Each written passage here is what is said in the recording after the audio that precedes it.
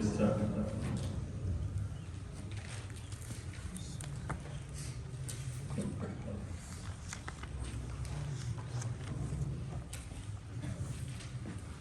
أعوذ بالله من الشيطان الرجيم.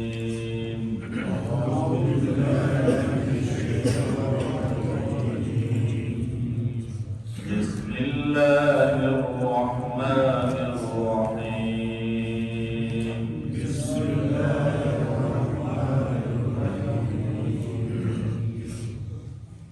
مثل الذين ينفقون أموالهم في سبيل الله كمثل حبة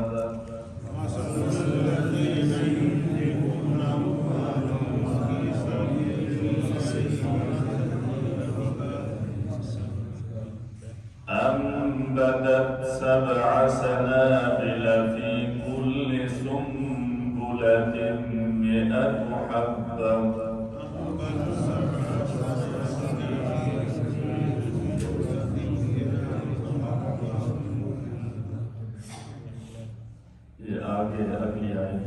يا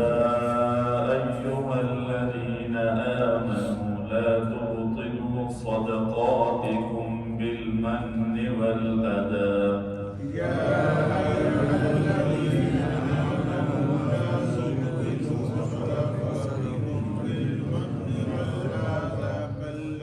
كالذي ينفق ماله رئاء الناس ولا يؤمن بالله واليوم الآخر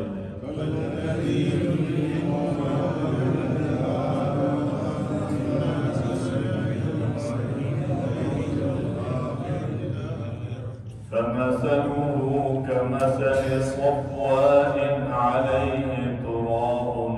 فأصابه وابل فتركه صلدا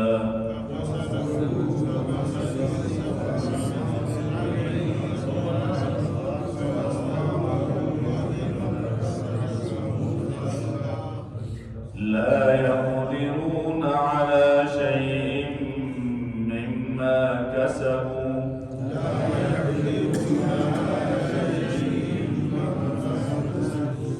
والله لا يهدي القوم الكافرين.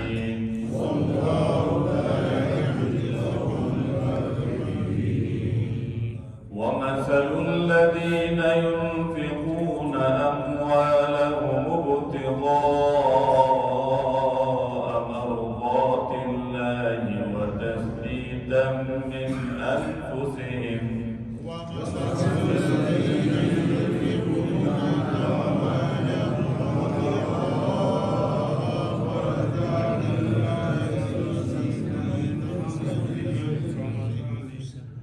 كمثل جنة بربوة أصابها وابل فآتت أكلها ضعفين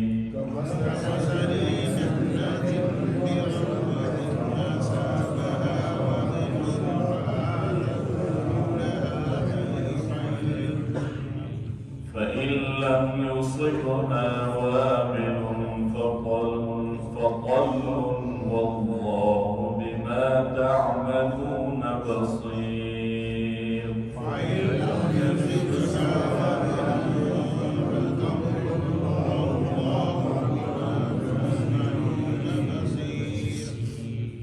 أيود أحدكم أن تكون له جنة من نخيل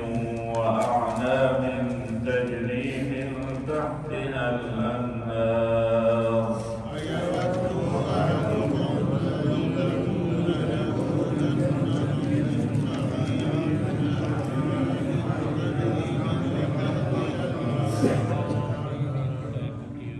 له فيها من كل الثمرات وأصابه الكبر وله ذرية ضعفاء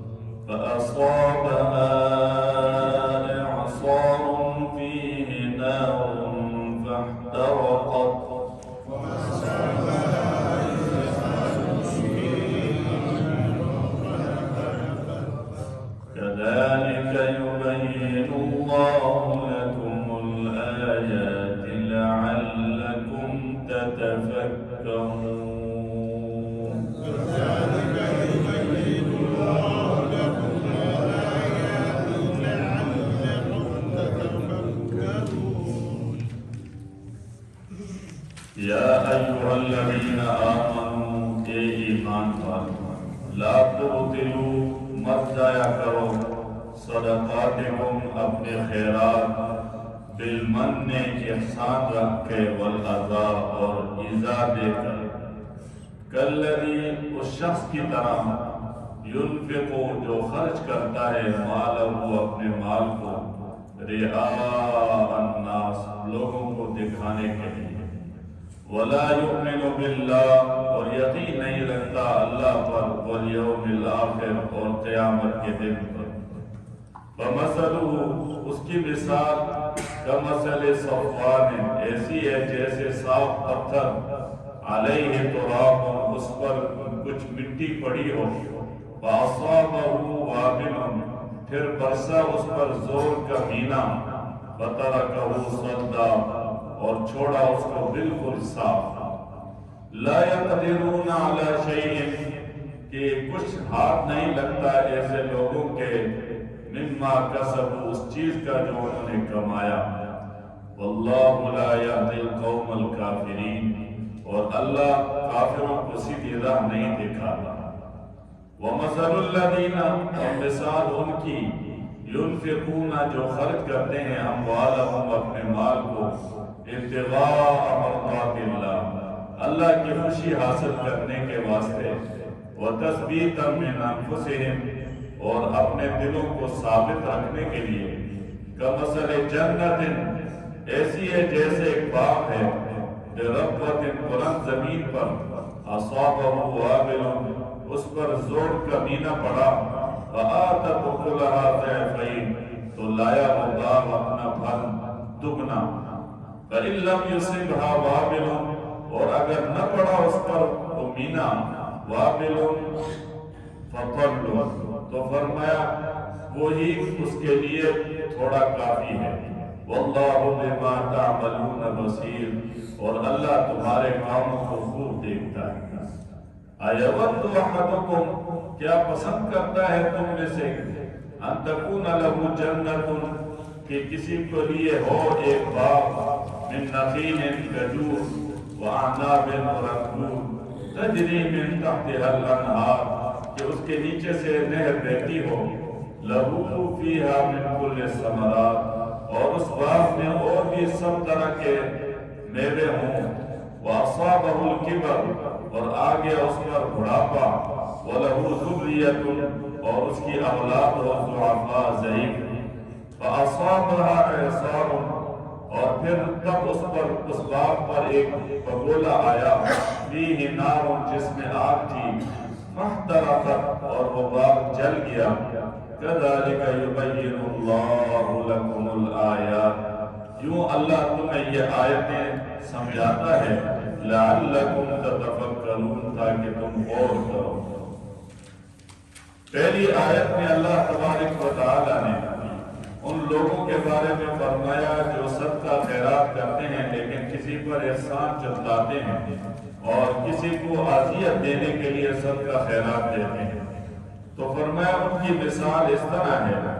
فرمایا جو لوگوں کے لیے دکھلاوے کے لیے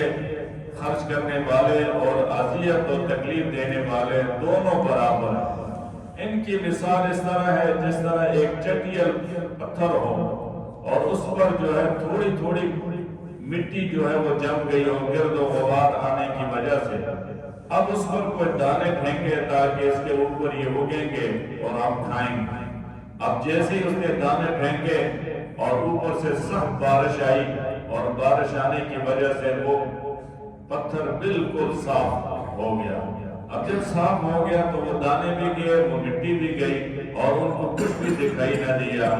تو فرمایا اسی طرح وہ لوگ جو لوگوں کے دکھلاوے کے لیے یا لوگوں کو اذیت دینے کے لیے یا لوگوں پر احسان جتلانے کے لیے خرچ کرتے ہیں فرمایا ان کی مثال اس چٹیل پتھر کی طرح ہے کہ جس پر بارش آئی اور وہ سب کچھ دھل گیا فرمایا اسی طرح ان کا بھی سب کچھ دھل گیا اور اللہ کے ہاں اس ان کو کچھ نہیں ملے گا بلکہ جنہوں نے دکھلاوے کے لیے دیا ہے وہ الٹا اپنے لیے گناہ کمائیں گے ان کے لیے ثواب کچھ بھی نہیں ہوگا پہلی آیت میں اللہ کریم نے یہ فرمایا اسی لیے اللہ کریم فرما رہے یا ایھا الذین آمنوا اللہ نے ایمان والوں کو مخاطب کیا ہے لا تبطلوا کہ مت ضائع کرو صدقاتکم اپنے خیرات بالمن والعذا احسان رکھ کر اور ایذا دے کر کالذی ينفق اس شخص کی طرح جو خرچ کرتا ہے مالہ اپنے مال کو رعاء الناس لوگوں کو دکھانے کے لیے ولا یؤمن باللہ والیوم الآخر اور یقین نہیں رکھتا اللہ پر اور قیامت کے دن پر ومثلہ اس کی مثال ایسی ہے کہ مثل صفوان کہ ایک صاف پتھر ہو علیہ تراب اس پر کچھ مٹی ہو فاصابہ وابل پھر برسا اس پر زور کا مینا سے مراد جو ہے بارش فترکہ صلدا اور چھوڑا اس کو بالکل صاف لا یقدرون علی شیء مما کسبوا اور کچھ ہاتھ نہیں لگتا ایسے لوگوں کے ثواب اس چیز کا جو انہوں نے کمایا واللہ لا یہدی القوم الکافرین اور اللہ سیدھی راہ نہیں دکھاتا کافر لوگوں کو دوسری آیت میں وَمَثَلُ الَّذِينَ مثال ان لوگوں کی يُنْفِقُونَ أَمْوَالَهُمْ جو خرچ کرتے ہیں اپنے مال کو ابتغاء مرضات اللہ اللہ کی خوشنودی حاصل کرنے کے لیے یعنی ان کا مدعا اور ان کا ارادہ یہ ہوتا ہے کہ میں یہ جو کچھ خرچ کروں میرا رب راضی ہو جائے اور میں اپنے رب سے گویا قرب حاصل کروں اس لیے وہ خرچ کرتا ہے وَتَثْبِيتًا مِنْ أَنفُسِهِمْ اور اپنے دلوں کو ثابت کر کے یعنی تاکہ دل کے اندر یہ بات بیٹھ جائے کہ میرا رب مجھ سے راضی ہو گیا اور میں یہ جو کچھ کام کر رہا ہوں اپنی رضا کے لیے کر رہا ہوں فرمایا اس کی مثال کمثل جنت مثال ایک باغ ہے ربوۃ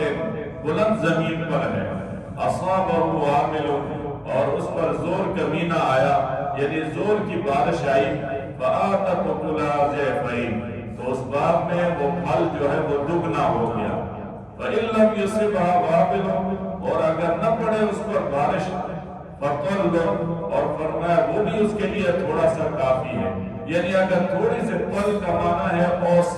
جو پڑتی ہے فرمایا وہ تھوڑی سی اگر پڑ گئی اور اس سے بھی گویا کہ وہ بہتر ہو گیا واللہ بما تعملون بصیر اور اللہ تمہارے کاموں کو خوب جانتا ہے اب اس آیت میں اللہ تبارک و تعالی ان لوگوں کی مثال دے رہے ہیں کہ جو اللہ کی رضا کے لیے خرچ کرنے والے ہیں اللہ کی خوشنودی کے لیے اور اپنے دل جوئی کے لیے تاکہ ہمارا دل جو ہے وہ اللہ کی رضا پر ثابت قدم رہ جائے فرمایا اس کی مثال اس باغ کی ہے جس باغ پر جو ہے وہ بارش آئی اور اس سے وہ دگنا ہو گیا یا بارش تو نہیں آئی لیکن وہ تھوڑی سے جو صبح کے وقت جو ہے اوس پڑتی ہے فرمایا اس اوس کے پڑنے کی وجہ سے پھر بھی وہ فصل اچھی ہو گئی فرمایا یہ وہ آدمی ہے جو اللہ کی رضا کے لیے خرچ کرنے والا گویا کہ اس کی وہ کھیتی جو ہے وہ بڑھتی ہے اور اس کو اللہ تبارک و تعالی اس کے عوض میں دگنا عطا فرماتے ہیں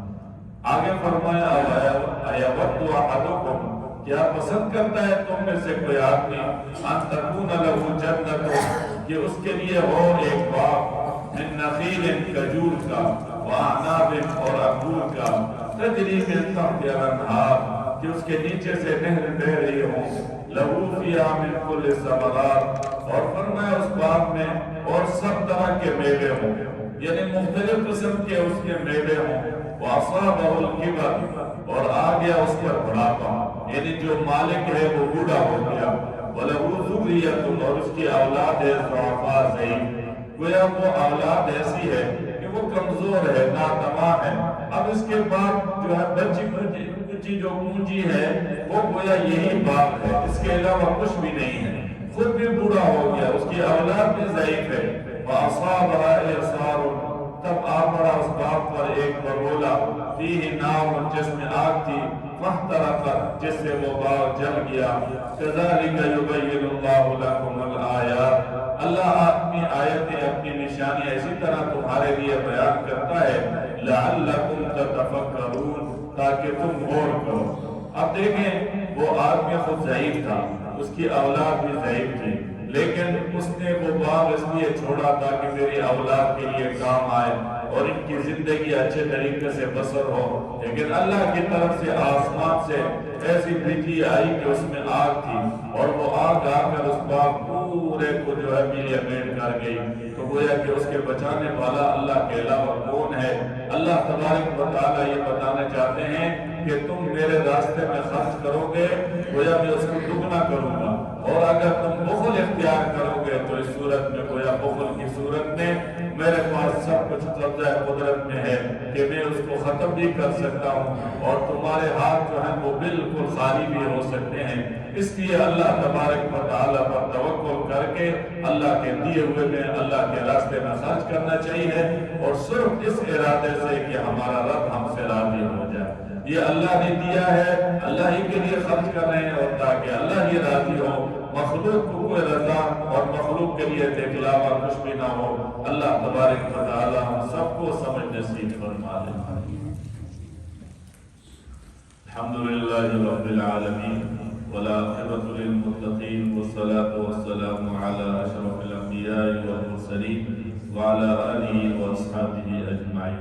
اللهم وفقنا لما تحب وترضى من القول والعمل والفعل والنية والهدي والهدى إنك على كل شيء قدير۔ یا اللہ ہم سب سے راضی ہو جا، یا اللہ ہم سب کو اپنی بندگی نصیب فرما دے، اپنی معرفت نصیب فرما دے، دین کی صحیح معنوں میں سمجھ نصیب فرما دے، اور سمجھ کر اس کے مطابق عمل پیرا ہونے کی توفیق نصیب فرما دے۔ یا اللہ اپنی منچاہی سے ہمیں بچا دے، اور یا اللہ جو تیری چاہت ہے اس کو سمجھ کر اس پر عمل پیرا ہونے کی توفیق نصیب فرما دے۔ اپنی خواہشات کی پجاوری سے ہم سب کو محفوظ فرما دے، اور یا اللہ نبی کریم صلی اللہ علیہ وسلم کے فرمان کے مطابق اپنی زندگی بسر کرنے کی ہمیں توفیق نصیب فرما دے، صحیح معنوں میں ہمیں مسلمان بننے کی توفیق نصیب فرما دے، اور صحیح معنوں میں اسلام پر چلنے کی توفیق نصیب فرما دے، پورے کے پورے اسلام میں ہمیں داخل ہونے کی توفیق نصیب فرما دے۔ یا اللہ ہمارا یہ بیٹھنا قرآن کا سننا سنانا اپنے دربار میں قبول فرما۔ اے شان والے اللہ، یہ جتنے بندے تیرے قرآن سننے کے لیے بیٹھے سب کو اپنی شان کے مطابق اجر عظیم نصیب فرما دے، سب کی جان مال آبرو کی حفاظت فرما، سب کے ایمان کو سلامتی والا بنا، سب کی اولاد کو نیک اور صالح بنا، متبع شریعت بنا دے۔ یا اللہ رحمت کی بارش نازل فرما دے۔ اے اللہ تو اپنا کرم فرما دے، اپنی مہربانی والا معاملہ فرما دے، اور یا اللہ ہمارے اوپر اپنی شفقتوں والا معاملہ فرما دے، یا اللہ اپنی کریمی والا معاملہ فرما دے۔ صلی اللہ علی النبی الامی وعلی آلہ واصحابہ اجمعین برحمتک یا